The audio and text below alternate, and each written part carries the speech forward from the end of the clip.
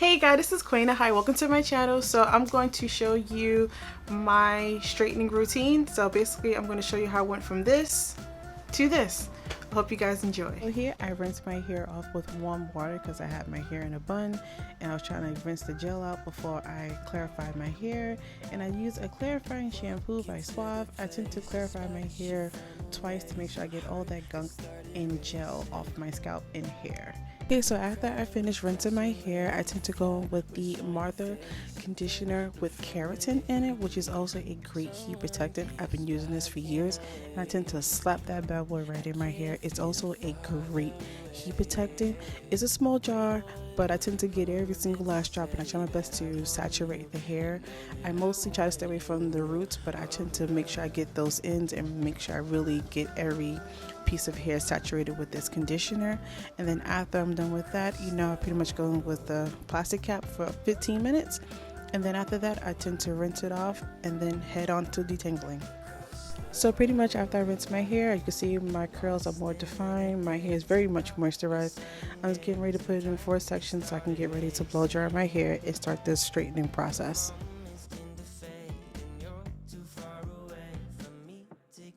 So after I finish sectioning my hair into 4 sections, I tend to work my way up from the back to the front.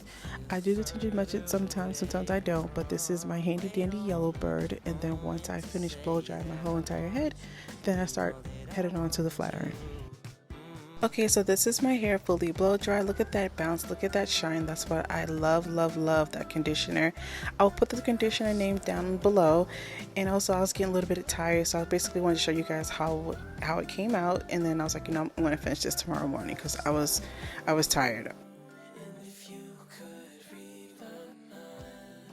See here, I'm using my Baby Bliss flat iron. I forgot how many inches it is, but this is the flat iron that I use when I straighten my hair.